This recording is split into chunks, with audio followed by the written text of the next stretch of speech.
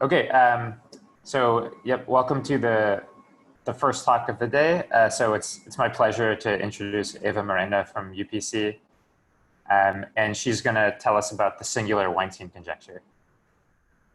Thanks a lot for the invitation to speak here. It's a pleasure to be in the United States. My plan indeed in April, I was about to come to New York in April, so I had to cancel all these plans, and I had a lot of plans to travel around the States. So it's a pleasure to be back, even if virtually. So what I'm going to talk about is joint work with Cédric and Daniel Peralta-Salas. Well, the talk will have like two parts. The first part will be, well, I mean, they are totally connected, but the first part is uniquely based on joint work with Cédric, who did his PhD on this topic. And then the last part, I hope I have time to explain one of these theorems that we were obtained like very recently with also with Cédric and my collaborator Daniel Peralta-Salas. So I have to say that I have learned a lot from my collaborators. It's a pleasure they took me to this part. I have always been worked in Poisson Geometry. So for me, it was quite challenging to start really diving into the theory of contact topology. I had like good friends who are contact topologists, very well known, like Fran Presas, but this was not enough. I had to have a student, a very good student, an excellent student, Cédric, to really put my hands in business. So it's like, I hope you like it. So what is the origin of this work? Indeed, I started to look at this at some kind of problems whose origin is Poisson geometry, but I'm going to avoid the language of Poisson geometry. And my goal will be to look at these objects from a point of view of symplectic geometry, or classical point of view of symplectic geometry, or contact geometry. And the initial setup is very simple. I take a manifold, okay? I assume that this manifold is symplectic everywhere except for an hypersurface. Here I have a torus. In the case of in the two-dimensional case, then an hypersurface would just be a curve, and along this curve, so if I want this manifold, this symplectic manifold, to stop being symplectic, I would have the possibility to make it vanish, and then I would have, if there are quite good transversality conditions, I would maybe have a folded symplectic manifold. But what I wanted to explode, to blow up along this hypersurface in a controlled way. And the way to state concretely these transversality conditions is using the language of Poisson geometry, but I'm going to avoid. There is another door to which I can try to put you in, and it doesn't require all the technicalities of Poisson geometry or Jacobi manifold in the case of contact manifolds. So in the case of contact manifolds, maybe the right scenario to look at these problems is that of Jacobi manifolds. But I'm going to avoid. I'm going to try to introduce, like, instead a language of singular forms. I'm going to try to formulate, I'm going to try to be doing symplectic or contact geometry with new glasses, and these glasses will have incorporated, so the singularities will be incorporated somehow in the glasses, and in practice they will be incorporated in a vector bundle. So I'll work with sections which will be smooth on a new bundle and non-smooth sections of the exterior product of the cotangent bundle. So a way to motivate these problems will be to look at the restricted three-body problem.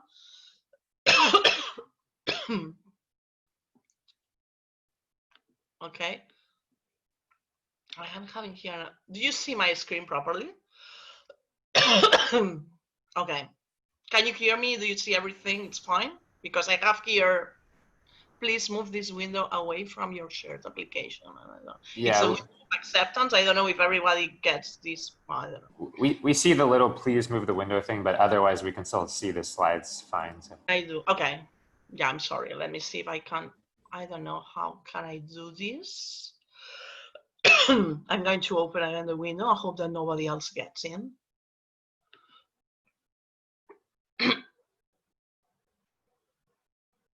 Okay. Okay.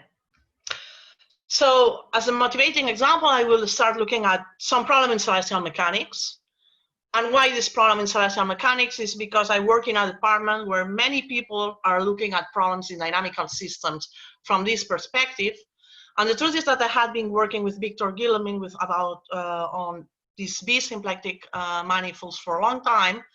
And Victor Guillemin is in Boston, and I was in Barcelona, and I never thought that, you know, in my own department, somebody would tell me, look, this is an example of what you are studying with this kind of geometric feature. So what I'm going to talk about now, I'm going to introduce an example of a restricted three-body problem where contact geometry has already been useful in studying problems of periodic orbits by some recent work, well, not some recent by now, by a number of people that I will mention.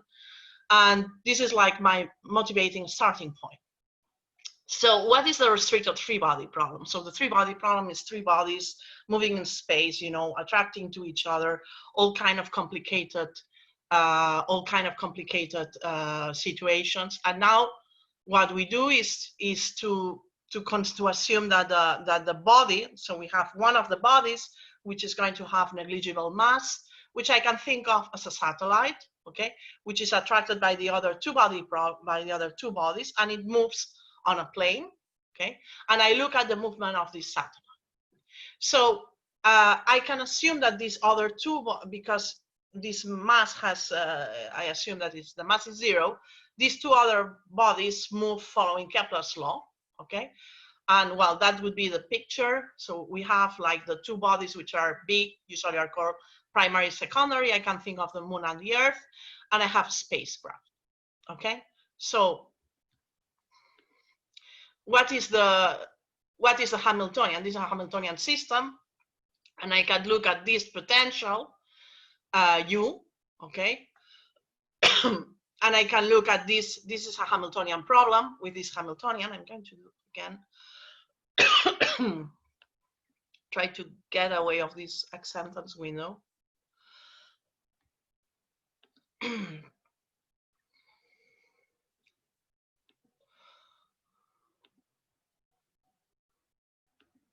Okay, sorry. And I have this is the Hamiltonian, which if I write in rotating coordinates, this is time-dependent Hamiltonian. It's convenient for me to introduce time-independent Hamiltonian, for which I use rotating coordinates. And by making this change of coordinates to rotating coordinates, the Hamiltonian looks like this, okay? I may look at the critical points of this Hamiltonian, which are called the Lagrange points. I have 5 Lagrange points. They are well known in spatial dynamics, and I look at these Lagrange points, which I have here pictured. And what is going to be relevant for us today is the value of the energy of the Hamiltonian at the Lagrange point L1. Okay, so the question is, can we find periodic orbits of this Hamiltonian? Which kind of methods we have? People which are closer to dynamical systems, they use perturbative methods. Sometimes even, you know, you have periodic orbits at infinity. You can try to apply a kind of KAM, perturb it, and get periodic orbits close to infinity, and all these kind of methods have been implemented. And we may also try to use contact geometry, because this Hamiltonian is time independent. The way to make contact geometry come into the scene would be to take an hypersurface, which I call sigma, to take a Liouville vector field. So I have a vector field that preserves this contact structure, which a posteriori is going to be the contraction of the Liouville vector field with the symplectic form. And I look at the hypersurface, h equal to constant, okay? And then what happens is that the Reeb vector field is a Hamiltonian vector field restricted to this hypersurface. So then I can think of problems in Reeb dynamics. One of the well-known conjectures in Reeb dynamics, which is proved in dimension 3 by Taubes, Hutchins, and others, is the following. We have, if we assume that we have a closed contact manifold, then the Reeb vector field admits periodic orbits. And well, it was Albers, Frauenfelder, Kurt, and Patternet who tried to use the techniques, so try to apply the Weinstein conjecture, which is proved in dimension 3, to this actual problem of the restricted free-body problem. And the way to do this is first to identify the contact structures that first they prove that you really have a Liouville vector field that is transverse, okay? And they look at values of the Hamiltonian which are smaller than the first Lagrange points. And then it turns out that if you look at this hypersurface, you have 3 connected components. And well, they prove that the Liouville vector field is transverse. Therefore, automatically, from what I explained, you have a contact structure, and you want to apply the result in dimension 3, which was already known to Taubes, Hutchins, etc. But what happens is that the set where you want to apply it is no longer compact, precisely because of collision that you can have in these problems, in n-body problems. So what you do, or what they did, is to compactify this. And the way to compactify is to use a well-known regularization technique due to Moser, which is called Moser regularization. And via Moser regularization, which is classical, these are classical changes in standard mechanics, then via this regularization, you can compactify these connected components. And then just by applying Weinstein's theorem to these components, they could prove that for any value of the energy smaller than the first Lagrange point, they're regularized because you do this after the Moser regularization. So it's not exactly your first problem. Restricted free-body problem admits at least one closed orbit with energies. That's exactly what they proved. And it's a nice application of Weinstein conjecture to down-to-earth problems. So here are the questions. Where are those periodic orbits? Are they on the collision set? Can we keep track of the singularities of the geometric structure you may have because of this regularization? Do we have some new objects, which is what I will introduce as b-symplectic? And that's an example to bear in mind, okay? And another source of examples to bear in mind is that of Euler flows, okay?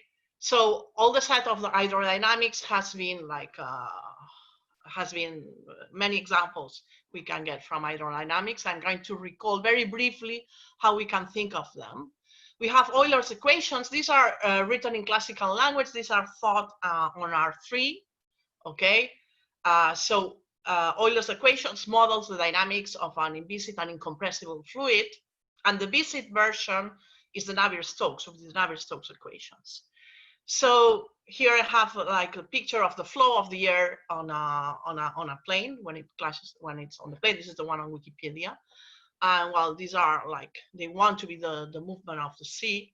This is some nice pictures I took last year in Shanghai when we could travel, right? And well, if we look at solutions of this equation, this is a whole story. This is very complicated. I'm going to consider what is called stationary solutions. So solutions that are independent in time, okay? So if I look at the class of solutions that are independent in time, among the solutions I find Beltrami fields. Beltrami fields are those which have the curl such that the curl of the vector field is parallel to the vector field, and which are divergence free.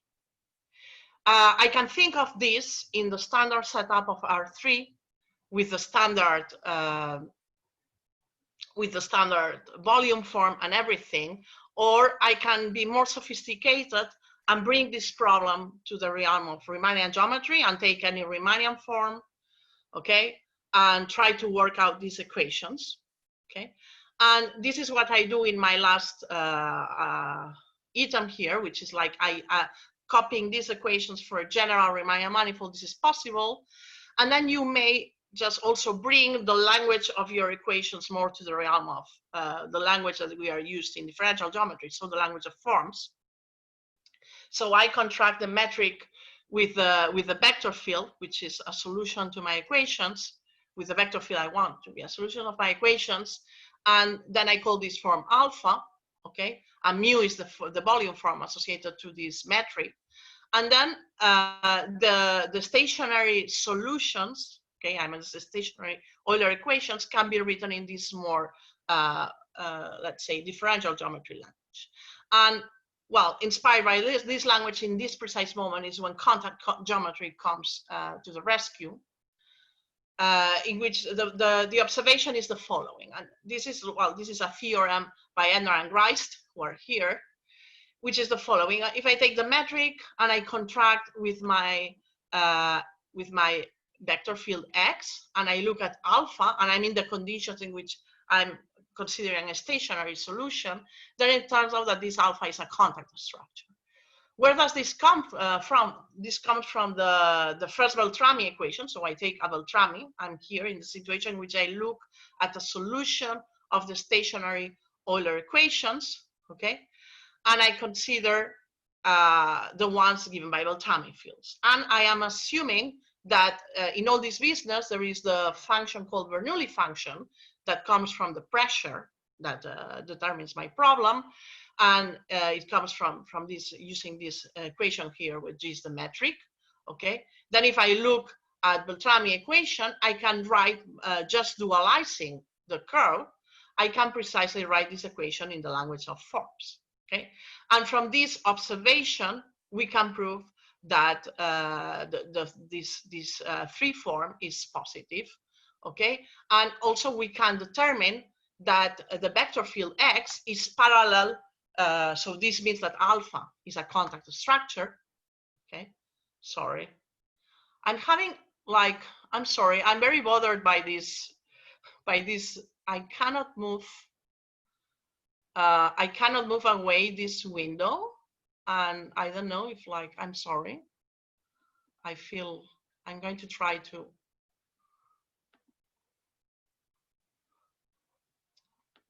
I don't know if you see this all the time. Why don't you try to stop sharing your screen and then do it again? Okay, and I share again. Okay. Yeah, just like it. Okay, good idea.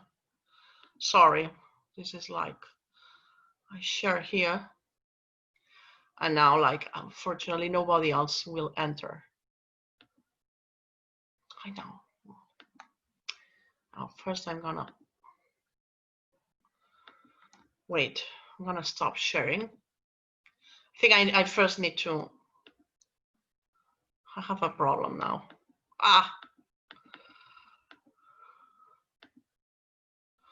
Okay.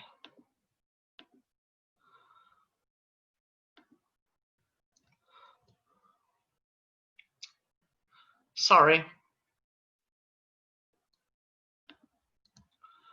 Share.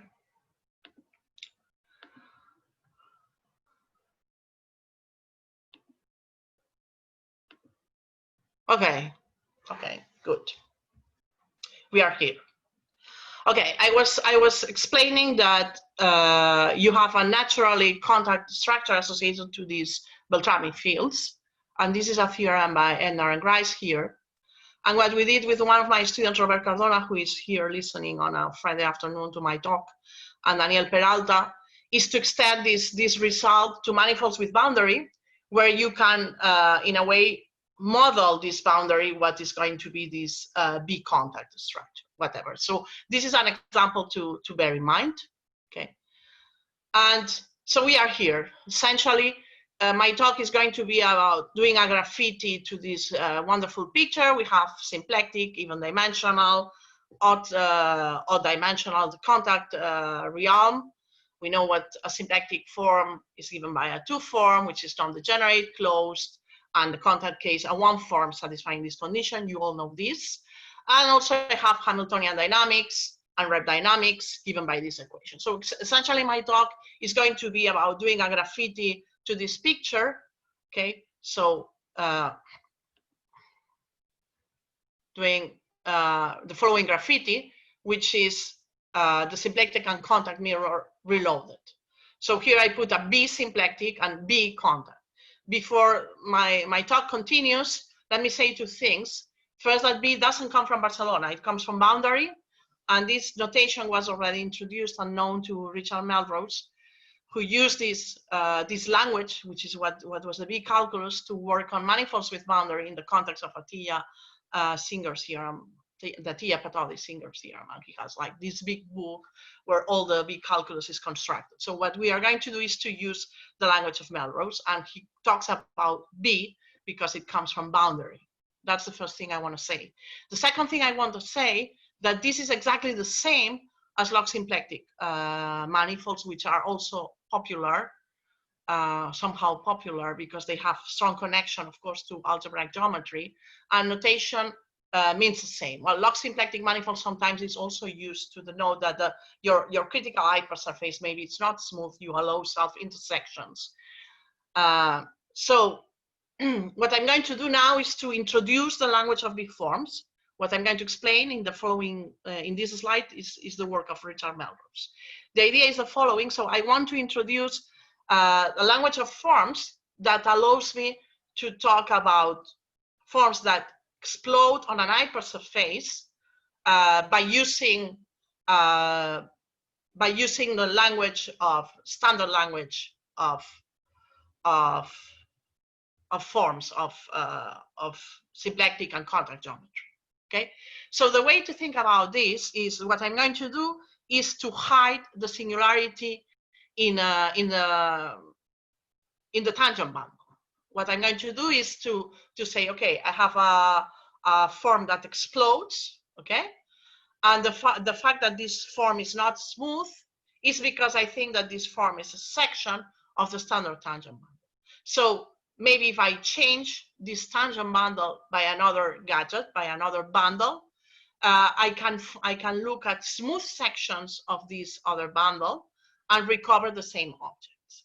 And this idea is totally inspired by some old ideas, probably due to Serre in the construction, in looking at bundles. Okay, I can try to reconstruct the bundles just looking at sections of the bundles. And I can do this if the space of sections is good enough. For instance, if it's finitely generated. So that's what we do. What we consider is to take a smooth manifold and to take an hypersurface. And now we consider vector fields which are tangent to this hypersurface. These are called b-vector fields. Okay, and these are just vector fields which are tangent to the hypersurface. Because they are tangent to the hypersurface, I can express them as a linear finite combination of a set of vector fields when one of the vector fields is going to vanish along this hypersurface if I take a smooth hypersurface. It's okay. What I'm going to do is to think that this vector field is part of a new tangent bundle where it does not vanish. In this way, what I'm going to do is to put the singularity in the singularity of my form in the vector bundle. Okay, so this idea is back to Serre and is the idea of reconstruct your bundle from its sections. Okay, so if I consider in the case of a smooth hypersurface, it's very easy. It's an exercise to check that the set of local sections of this bundle is finally generated. Okay, and this gives me this yields as a consequence the existence of a tangent bundle, which is called the b-tangent bundle. So the b-tangent bundle is the bundles whose sections are going to be precisely these vector fields. Okay, and that's a new tangent bundle. I can, if I zoom in this tangent bundle, what I'm doing is to replace the locally, okay, the partial of the vector fields that are tangent to this hypersurface. Okay, one of them it's going to be x1 partial of x1. So I think of this vector field as an actual generator of the bundle. And then I can dualize. Once I have this bundle, I can consider the dual, and this is the b cotangent bundle. And once I have the b cotangent bundle, I can think of one forms as sections of this bundle. And I can consider all the exterior powers of this bundle, okay, and construct the b forms. B forms of degree k would be sections of the k exterior product of this bundle, okay? And then well, more things can be done. I can consider the set of forms, and we can, indeed this was done by Melrose, extend the differential, extend the standard, the RAM differential, to a new differential. And we can consider a cohomology. This is the big cohomology. Once we have already clear that we have a set of forms, what I'm doing is to take a form and look at this form as sections of a different bundle. Okay. So if I have, for instance, in the example of the torus, if I have 1 over sinus of theta 1, d theta 1, wedge d theta 2, this explodes along sinus of theta 1 equal to 0. But it doesn't explode if I put 1 over sinus of theta 1, partial of theta 1, as an element, as a generator, local generator of the bundle. That's what we are doing. That's very simple idea. So once we have this definition, we can define a b-symplectic form just as a symplectic form over this new vector bundle. So I consider a closed, non-degenerate B form of degree 2. I can play this game in a more sophisticated manner. I could consider other more complicated bundles, and indeed this trick can be generalized to other objects. So this would be the first level of difficulty. Okay, so what's good about this point of view? What's good about this point of view is that we can borrow many things that happen in symplectic geometry. Like, for instance, we can prove the Darboux theorem, and we can make the Moser's path method work. This is quite a miracle in the case of b-symplectic forms if we think of their origin in Poisson geometry, because in Poisson geometry the path method almost never works because you have some cocycles in the Poisson cohomology. And here the Poisson cohomology a posteriori is going to be the cohomology of this bundle. So there is a nice way to reconstruct the Poisson geometry, but I'm not going to talk about this. The other dimension outside of the story would be the case of big contact structures. When I consider a 1/4, so I just copy the definition of contact form, and the only thing I do is that I pick this form instead of section of the standard bundle. I pick this form as section of the bicotangent bundle. Okay, and then I consider a big contact form. If I write it down, this big contact form is going to be smooth as a section of this new bundle, but non-smooth as a section of the bundle. And this trick allows me to import many of the techniques of symplectic and contact geometry, but not all of them work, but some of them work. Okay. So, and the last sentence that is here is that we can make life as complicated as we want and replace this vector bundle by other algebroids. And this is a long story known to Nest and Sigan, and can be useful for other generalities. So essentially, we are here. I have introduced here some singularities. Well, here I put Bm, okay, but at the price of allowing an hypersurface to be smooth, I can allow singularities of order m, okay, meaning that I can increase the order of my singularity. So I can do b-symplectic or bm symplectic. These are going to be forms, okay, for which I have a b-Darboux form, okay? And here I have a box, a green box of bm symplectic geometry. I have a blue box of symplectic geometry and a different green box of folded symplectic, which were studied by Chris Woodward and Victor Guillemin and Arita Pires and Akanasa Silva at home and other people, okay? And I want to compare them. Indeed, are they related? Are we talking about the same objects? Indeed, there's a kind of deja vu because many results like Darboux theorem, convexity results in symplectic geometry, existence of action angle coordinates, you have these results for all of them. And the truth is that we can relate them. So talking about topological constraints for a manifold to be symplectic, b-symplectic, folded symplectic, the following result that we proved some years ago in 2015, though it was published as always 3 years later, at International Mathematical Research Notices. This is a result where that I did with Victor Guillemin and Jonathan Weitzman, where what we do is to show that we can desingularize these singular symplectic structures into either symplectic or folded symplectic structure, and the class in which in the box in which you put this desingularization depends on the fact that the power of the singularity is even or odd. If it's an even dimensional, if the singularity has order even, then the desingularization is a real symplectic form. And if we are in the odd case, you get a folded symplectic form. So from this you get all the kind of trivial observations, like if any B2K symplectic manifold has to admit a symplectic structure, and every two B2K plus one symplectic manifolds admits a folded symplectic structure. The converse is not true though. So this the singularization procedure for symplectic manifolds doesn't have an inverse. Because for instance, S4, we know that it's a compact manifold. We don't have any constraint, and Akana's proved using the H principle that it admits any four-dimensional compact manifold admits a folded symplectic structure. But it does not admit a b-symplectic structure because the cohomology class of the b-symplectic form in this B cohomology shouldn't be zero, as it happens in the standard symplectic case. So this is like a little bit to give a general idea of the situation. We have forms. We can think of these singular forms as symplectic or contact, and we can put them in boxes in the symplectic case. So that's a little bit the picture of what I'm explaining. Here we have symplectic manifolds.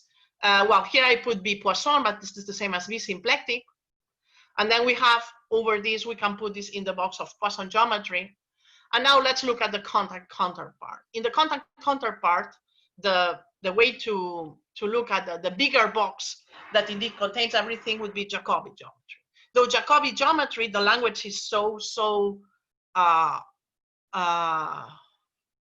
it's not so easy to work with. It's sometimes convenient not to use this language of Jacobi geometry. Today I will avoid indeed putting my hands in this, but we needed, for instance, we needed to put our hands in the Jacobi to prove, for instance, the version, the b-Darboux version in the contact case. Okay, so now what I'm going to do is to talk about contact structures, and I want to discuss two things. First, very briefly, because of the recent results of Borman, Eliasberg, and Murphy about existence of contact manifolds on any almost contact closed manifolds. These generalized former results in dimension 5 by my friend Fran Presas and collaborators. That's why I put Fran Presas in this picture. And here you have Borman, Eliasberg, and Murphy. And well, they proved this is a strong result of existence. So the natural question is, do you have this kind of existence results? And for this, it's convenient for us to develop a little bit more the language of this desingularization in the contact case, and also to consider singularization. So the answer is yes, we could prove exactly the same result in the even and in the odd case. In the even case, the proof is very simple. We proved that indeed, if we take a contact manifold and a convex hypersurface, okay, there exists a B2K contact structure having this convex hypersurface as critical set. Okay, so then that's what we proved in the case of odd order. What we need to do is we need to identify this Z maybe as a connected component of the construction you get. You cannot identify exactly all the components. And a corollary of this construction, okay, because Giroux proved that convex hypersurfaces in three-dimensional manifolds, so convex surfaces are generic. As a corollary of this generic result of Giroux, we can prove very simply, it's a direct corollary, that all three-dimensional manifolds, given any three-dimensional manifolds and for any generic surface, there exists a B2K contact structure on the manifold, realizing this generic surface as the critical set. The way to do this, so I'm not going to explain the proof, but I'm just going to give a hint. Well, everything I'm explaining here, it's in a couple of papers, this first part of the talk that we have with Cédric that are on archive. One of them is very old, it's 2018, and one of them is more recent. We explained this one in the one of 2018. Okay, so we use the key point of singularization. So in the contact case, we can indeed invert and singularize a contact structure. So that's the deal. We take a local form in a neighborhood of the critical set, and we can singularize this. And we do this a little bit using the same idea of the proof of Guillemin and Jonathan. So we take indeed a sequence of forms that converge. And this sequence of forms are constructed just by replacing a neighborhood of the critical set and leaving the contact form the same away from the critical set. And you make each time this, you construct a sequence that depends on epsilon, which is just the measure of the neighborhood, of the tubular neighborhood. So in the odd case, we also get such an existent result, but we need to it's a little bit more cumbersome, because we need to say, well, if you have one Z, then this is going to be a component of your construction. So the number of the components of the critical set does not need to coincide with the construction you make, but the components are included inside the components of the new critical set in the odd order case. So we have thus ticked in green the existence of contact structures. So the next point is to worry about periodic orbits, and that's indeed the title of my talk. Okay, so let's talk about what would be the Weinstein conjecture in this setup, in the setup of B contact forms or BM contact forms. And well, why do we worry about this? Because we have these down-to-earth examples where other people proved the existence of periodic orbits using Weinstein conjecture, but we don't know what is their localization. Okay, that's our motivation to do this. Can we localize these periodic orbits on the critical set, which are going to be a posteriori the collision set on the restrictor three-body problem? So that was our major concern. And we are going to take back, thus, it's a good moment to take the example of the restrictor three-body problem. Okay, and remember that in rotating coordinates, we have an expression of this type that it doesn't depend on t. Okay, and now, so what we are going to do is to take the same computations that Albers, Fraunfelder, Kort, Van Kort, and Patternet did, and what we are going to do is to implement a different change. And instead of taking Moser regularization, we take McGehee change, which is a change that was introduced to by McGehee precisely to control things going to infinity of the restricted three-body problem. That is going to be identified with the critical hypersurface of our B contact structure. Okay. Then, if we perform this change, which is called the McGehee change of coordinates, we could call it blow up if you want, then we get a B3 symplectic form. So you see this form, again, if you look at this, this is not smooth, but remember that we are putting all the dirty part, this singularity, we are hiding it by putting it on the bundle, okay? So we really look at this guy as dx over line x. That's the trick that we do, okay? So they get this, if we do the McGehee change of coordinates, we get a form of this type.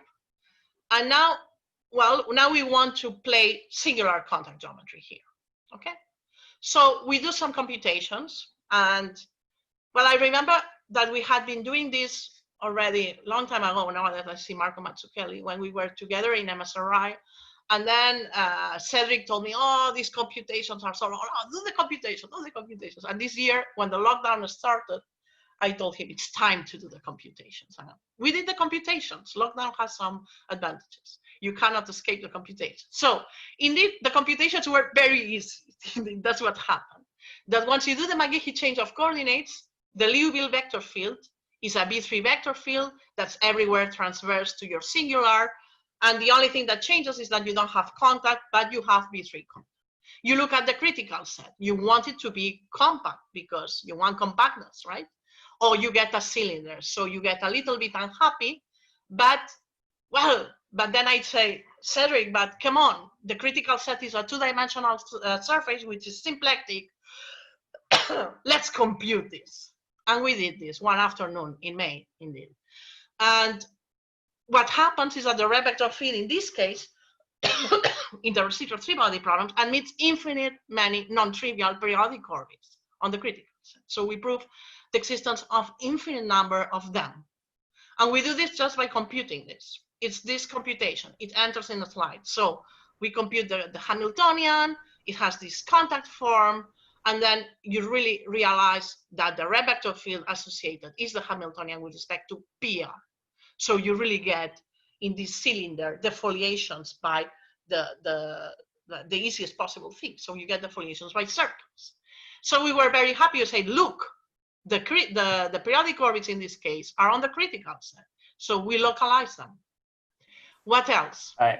Eva, you have a question actually from Agustin Moreno. Yeah.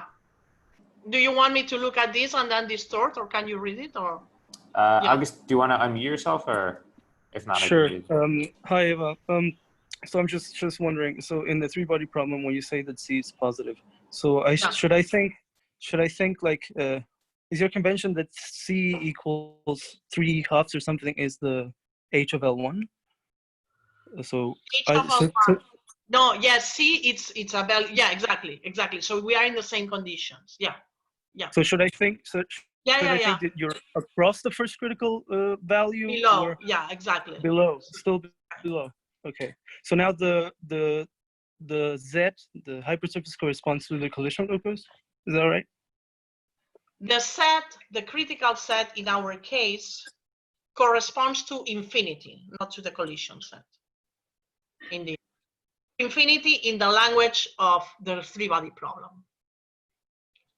What they call infinity. In our, so I show you the computations. In our case, it's X, okay?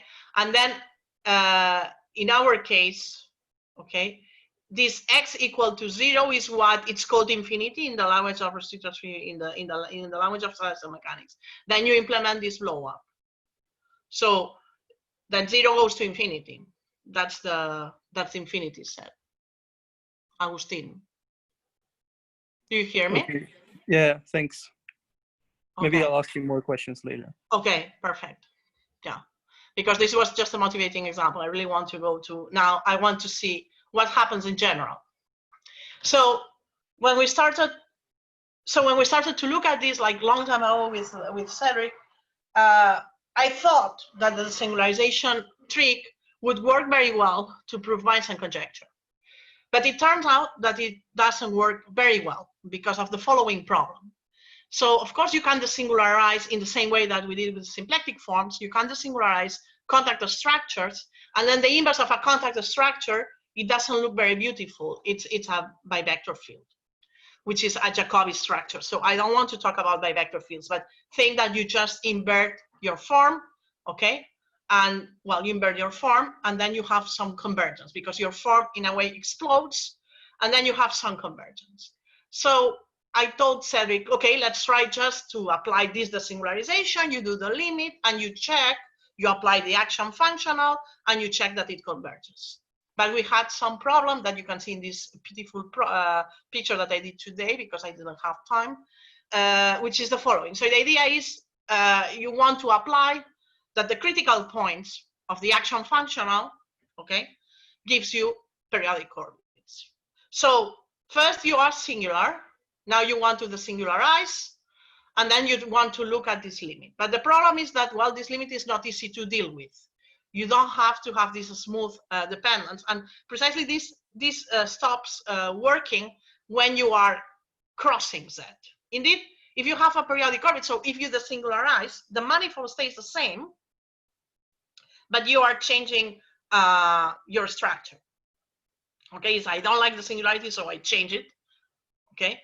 And then, so the conclusion is that this works only if the critical, if the periodic orbit that you have in the contact manifold is away from Z. But whenever it crosses Z, this method it's not going to work, essentially. So you have to look at this problem in a different way. But there are good news. You are in three-dimensional contact manifold, and then the critical hypersurface, indeed, it's symplectic. And in this case, we could prove the following theorem. Well, that's what happened. That well, first, it's not trivial, but If you have a contact structure, the structure on the critical set is complicated. In the symplectic case, it's very simple. It's a co-symplectic manifold. In the geometrical structure on the critical set is very complicated in general. In dimension 3, good news is just a symplectic manifold. Okay, so then how did we prove that you have infinite periodic orbits on the critical set? So that's the kind of result that we proved, and it's very simple as it enters a slide. What turns out is that you can construct from your, well, you have a decomposition here. I have used this notation that comes from a decomposition that was some slides ago, so you don't remember, which is du plus wedge, well, du over u, no, sorry, dx over x, wedge alpha plus beta. So well, I mean, I use a decomposition of the symplectic form of the contact structure that I should have put here. I know it's here. Okay, here it is. Alpha is this one here. Z equal to 0 is the singularity, and then it turns out that this form is symplectic. This is extremely good news. Okay, because then and this coefficient, which is a function u, is non-constant on Z. This is something that you can prove. And what you can prove is that the Reeb vector field indeed coincides with the Hamiltonian of this U. So you have a similar computation like the one that we were not doing in the restricted free-body problem, but finally was trivial, but with the good news that now your hypersurface is closed. So you know that you just have, well, you have a Hamiltonian vector field on a compact surface. So you're going to have, of course, you're going to have infinitely many periodic orbits. Okay, because it's compact and because this is Hamiltonian. Okay, so well, now classical questions. Oh, but well, you can prove that there exists infinite of them along Z, but what happens outside Z? Well, the first temptation is to say, well, if you have your compact manifold, this connects to the talk of Jangal last week, and you take out Z, then you have a perfect non-compact manifold. Many things can happen, right? We know this. Well, in particular, we could prove that there are BM contact manifolds, compact, perfect, like it's simple, like S3 and the 3 torus, without periodic orbits outside the critical set. Okay, and some of them, like this torus here, indeed it has a very nice invariance, which indeed will be mentioned later. So we have examples. So the question is, can you have periodic orbits away from Z? Well, one thing we could do is to adapt a proof of Hofer. Hofer proved that if you have an overtwisted disk, then you have periodic orbits. Okay, everyone here knows what is an overtwisted disk and what is a tight contact manifold, so I can skip. That's very good news. Hofer proved in '93 that a closed overtwisted contact manifold has a periodic orbit. So what we do is to adapt the proof of Hofer, but we need to take some precautions. We consider a BM contact manifold and we say it's overtwisted, of course, if it admits an overtwisted disk away from the critical hypersurface.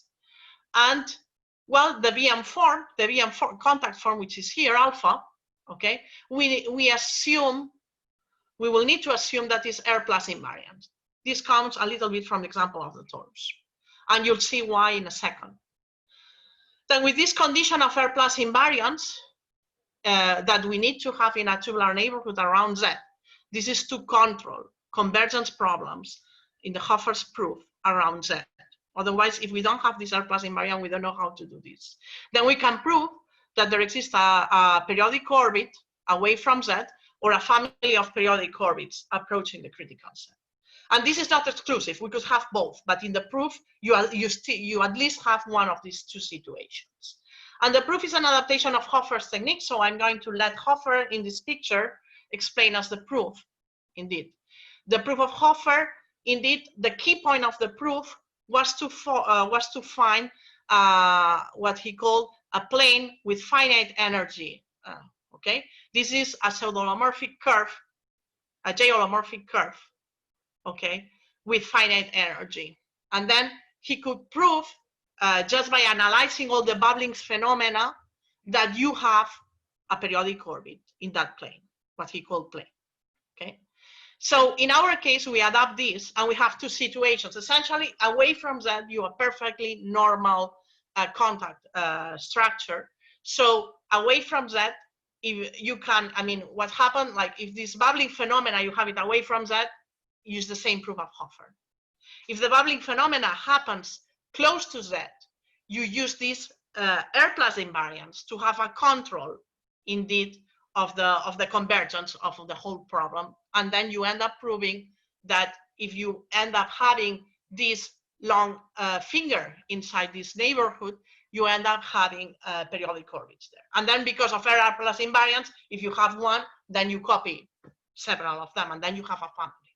So essentially, it's the proof of Hoffer. It's his own. It's really his proof that works in this context with this adaptation. So replying to a question, well, reply a little bit to put this in the context of the talk last week of Jagna. We have a very strong condition close to the boundary, okay? But this can be adapted, indeed, this can be adapted in other situations, okay? We can adapt this with contact manifolds, not only with VM contact, but manifolds with boundary, which have this behavior. So this is indeed more general than VM contact. And it applies also to this situation that I was explaining before.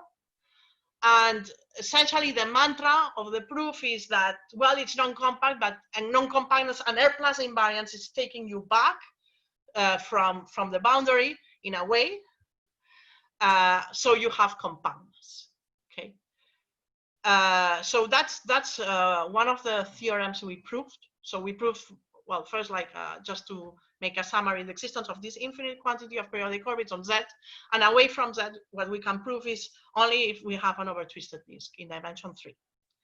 And then, well, what happened, this was like, this is indeed the last results were lockdown results, but of course it has been the fruit of work of the last years with Cédric. Cédric has been working like very, very, very toughly on this subject.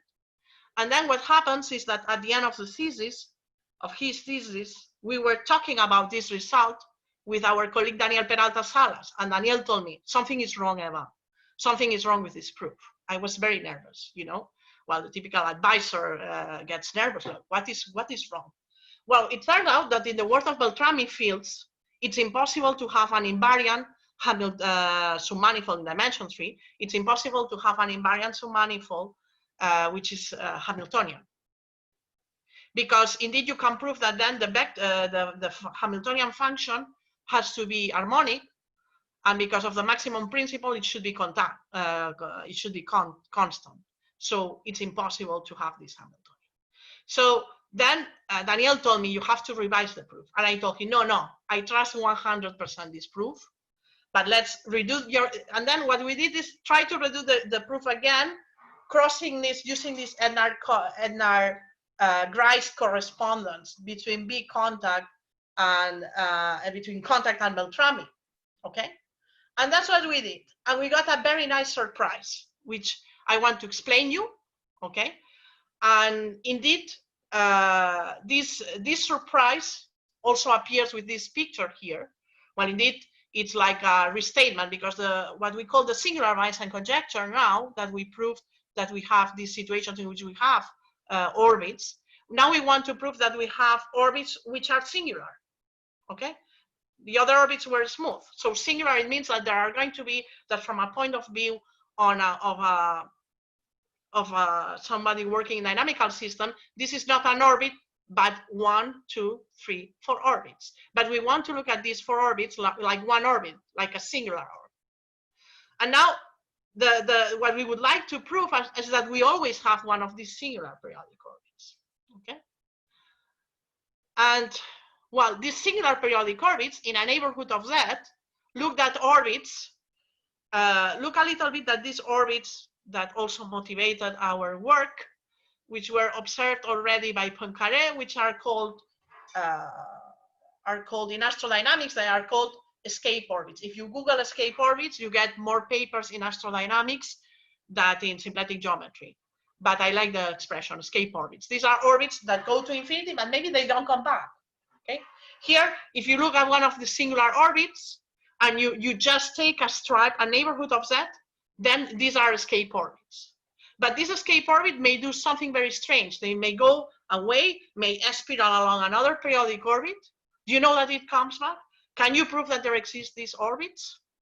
Okay, so the following result, well, of course, in this case, as I said, I used the dictionary of Edgar and Grice with a B, that this is something that we did with Robert Cardona and Daniel Peralta-Salas, and this is just a way to model manifolds with boundary. And the practical tip, because I'm not going to reproduce the whole proof, is that in this one-to-one correspondence, if you have a Beltrami vector field that satisfies this equation, that is a multiple of the curl, that such that the curl is such that you could think that X is an eigenvalue of the curl. Okay. A practical tip, but indeed you don't think of this. You derive again, and you think that X is an eigenvalue of the Laplacian. Okay, that's the way to think about this. So the practical tip is that if you take a Beltrami field, then the Reeb vector field associated to this struct, to the new metric, blah blah, is going to be a renormalization of the initial Beltrami field. And you renormalize, and renormalization here is important because it's tricky for the proof. You renormalize with the metric G. Okay. Then we try to prove that you always have this kind of singular orbits using Beltrami fields, but we couldn't do this in general. And the observation is the following. The comment that Daniel Peralta had done to me is that you cannot have an invariant submanifold by a Hamiltonian if the Hamiltonian is non-constant, because then the Hamiltonian should be harmonic. It's because harmonic functions are indeed an example of eigenvalues, okay, of the Laplacian, eigenvalue 0. And what we need to do is to look at the Laplacian of the metric, okay? Then you take a flat metric, you get the standard Laplacian, okay? And then functions with Laplacian equal to 0 are harmonic functions. And functions with Laplacian such that indeed the third component of your vector field is an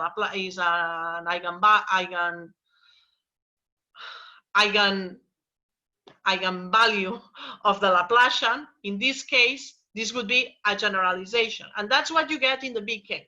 So in the B case, you get solutions that you couldn't get in the Beltrami case as Hamiltonians of the vector field, which is tangent to the hypersurface, because we are three-dimensional. Remember, we proved that the Reeb vector field indeed is Hamiltonian, and this Hamiltonian indeed, the Hamiltonian, is an eigenvalue of your Laplacian. Okay, that's what happens. And indeed, it would have been beautiful to prove that you always have periodic orbits, but then well, the conjecture would have been too easy, right? So what we could prove is the following. What we could prove, and this is a result out of the oven. This is a result that we proved last week, and it's written, but it's not on the archive. What we could prove is that for the case of exact B metrics, which would be metrics of this type on the three-dimensional manifold, this is a B metric, okay? Because you have this is a, well, and the generalization would be scattering, the language of scattering metrics of Melrose too. So this is an exact B metric. So we are on a three-dimensional manifold. You have a standard metric on Z, okay, and you pull it back, and then you make it so everything which is horizontal doesn't depend on Z. It's a particular type, and it's called exact B metrics in the language of Melrose. And the dual, well, this is a name, a fancy name that I chose just last week, which is we will call the dual contact forms Melrose B contact forms. So for those contact forms, we could prove, thanks to the work of Uhlenbeck on the eigenfunctions of the induced Laplacian, we could prove that there exist scape orbits, and indeed at least as much as 2 times, so the number of critical points of the Hamiltonian on this surface, which is exactly 2 times the Betti number, the first Betti number of Z. Scape orbits for generic Melrose B contact forms on MZ. Okay, and the proof just depends on identifying on looking at the Beltrami equation, okay, and from the Beltrami equation, observe that the Hamiltonian function is an eigenfunction of the induced Laplacian, okay? The case of harmonic functions would be included here, but the interesting thing is that we are getting non-trivial, so we are getting solutions with eigenfunction different from 0. Eigenfunction equal to 0 would be the harmonic functions, okay? And here we get functions with eigenfunction different from 0 of the Laplacian, okay? And Uhlenbeck proved that these are generically Morse, and this is why we have this result. They are generically Morse, and she proved that the critical values are non-Z. And this allows us to not only prove that there exists this number of escape orbits, but to think in a whole garden of singular orbits. This is a nice garden of singular orbits, and this is not so nice garden because I did it yesterday, and I'm very bad at doing pictures when Cédric is not around, and I did them by hand. So, but this is indeed quite conjectural. We still don't have the proof.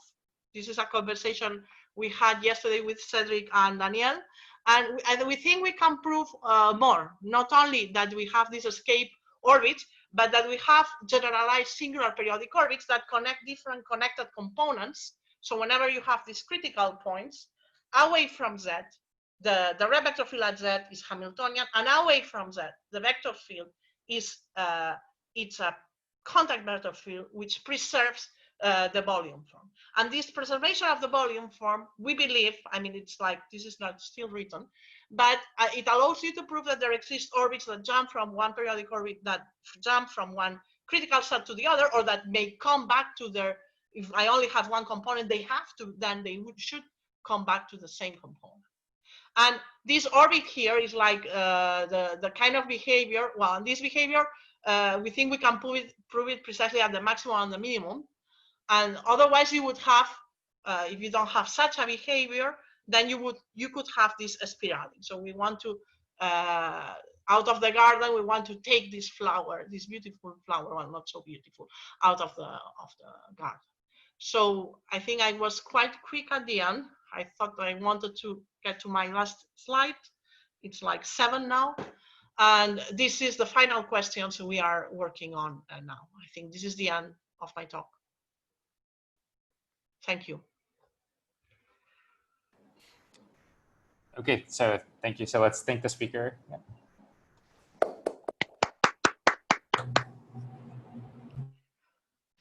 Yeah. So are there any questions for Eva?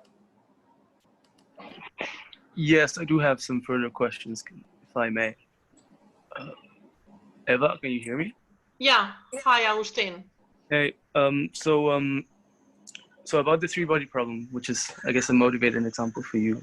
Yeah. So when you say that you look at you want to localize your Reeb orbits at infinity. So yeah. Let me see if I understand. So you don't take Moser regularization. So you just leave. No. Exactly. So now your contact manifold is non-compact, right? But yeah. So basically, the line at infinity to me would mean the collision locus, right? Where all the velocities are exploding. But is that what you mean, or is it something different? Yeah. Sorry, because I thought that the collision set. So you mean? Yeah, it's called. I mean, I don't want to say something that then one of my colleagues in dynamical systems are going like. It's the infinity set. It's like it's x equal to 0 in this equation. But you're still taking a bounded. You're still taking a bounded component of the Hill region, or are you looking at the I mean, the bodies are not at infinity. So the collision. I mean, you think the collision of the bodies. I mean, if you want, I mean, this is like a computation that it's very. I mean, we did this. I don't know. Did you have a chance to look at our paper? No, I haven't. Maybe I will. Yeah, maybe it's good that we discuss. I mean, it's like that we look at these computations and discuss, because there is a whole like the infinity set. Some of our colleagues think of a manifold which is 2-dimensional, and we think of a manifold which is 3-dimensional. But it agrees completely with the standard notation of celestial mechanics. I mean, I discussed this with Andreas, and Maybe it's a good that you look at the paper, and then one day, if you want, we can discuss anymore. Sure, sure, I can do that. Okay, thanks anyway.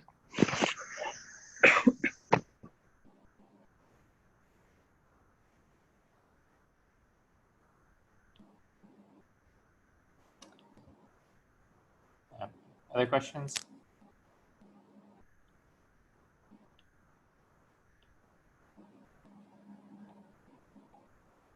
So maybe you could say, I noticed this intriguing B floor theory bullet point.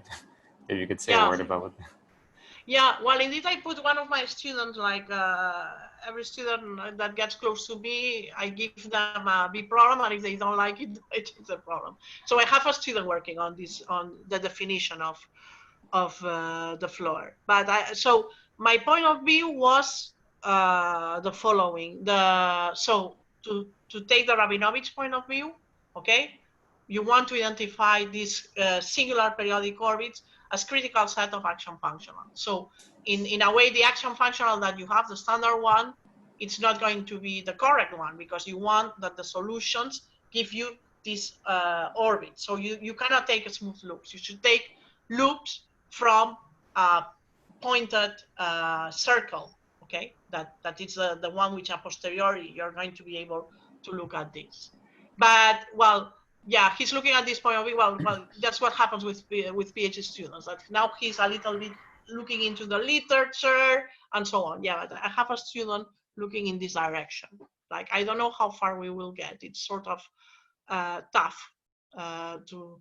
I mean, if we had done the B, if we had this B floor, then we would have done everything using the B floor. But we don't. So it looks like already establishing the definition. It's quite hard.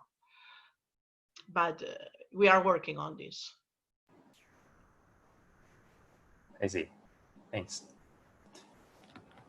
I was also wondering, in the context of the restricted three-body problem, like after you go past the first Lagrange point, is there any hope of like putting that in the B-contact framework? Or yeah, we could have. I mean, indeed, we could do this. We should do this. What we did was to take the computations of our colleagues, and we should try to extend this a little bit farther. Yeah, we didn't do this. We should try to see what if something new. I mean, so far we could prove the existence of this family of periodic orbits. That discussing with the people who work in celestial mechanics, this is new, because they couldn't prove this. They had a different result. So, for instance, Marcel Guardia, Tere Martinez Seara, they have a result where they prove the existence of horseshoe close to infinity, but it's a different, they're like the two. So again, I said the infinity is three-dimensional, and the surface they take, it's different from our surface. Let's say in our coordinates, if the ones that's PR, in their coordinates it's a different equation. So they also have a cylinder, but in principle, it's like, it's not possible that it's, well, I mean, we tried to see if how they are connected, but still we didn't see it. Like, but for instance, these orbits don't come from this horseshoe because they are localized totally at infinity. One thing that we still didn't do, and we want to look, is to apply, because we also have a KM theorem for these forms, which is stronger in a way. Let's say one way to get these periodic orbits are like, let's say this is quite classical from Mayer and Offin, is to use use KM theory, okay? And in this case, one thing we did is, and this is not what we did with Cédric, I did with another student who also defend soon, is to do a KM theorem. So we have a KM theorem for these structures. And one thing that we still didn't apply this theorem to this precise context. We want to see if by perturbing these orbits at infinity, we can get orbits close to infinity, which won't be the ones of the horseshoe that Martinez Seara and Guardia used. But again, this was our motivating example. And well, indeed, probably now what we are like, well, this is the typical thing. You play with the last toy that you are given, right? So we were like a lot into this residual three-body problem, and now we have this new toy of the work that we are doing with Daniel, and we believe that this is like the connection with the work of Uhlenbeck came as a surprise, like came as a double check that there was no error in crossing. Like this is a kind of result that you get for big contact, and you don't expect to use the techniques from Uhlenbeck for these kind of problems, right? We didn't expect that. So now we are like, at least a little, I am a little bit like this. This is the new toy. And I'm like more looking into these problems in Beltrami fields and to see how far we can get. Because like, this is something that we could do by applying Uhlenbeck like directly. Like, could we try to do this for more general metrics? For instance, one thing we could prove is that if the metric is flat, we don't need to perturb. So we don't even need to perturb the metric as we need in the case of this Melrose metric. So if it's a flat torus, which is like to consider a flat torus is very standard for Beltrami fields. For instance, if we look at the ABC fields, which are the standard ones, then they use this flat metric. So for them, you don't need to perturb. So I don't know. I think there are a list of interesting problems also by trying to apply the techniques of Uhlenbeck that we didn't think that we would be playing with this moment.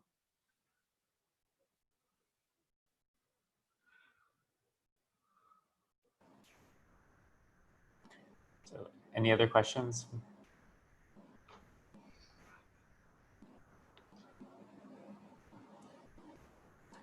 Okay, so let's thank Eva again, and then I'll turn off the recording, and then people should feel free to stick around for informal discussion.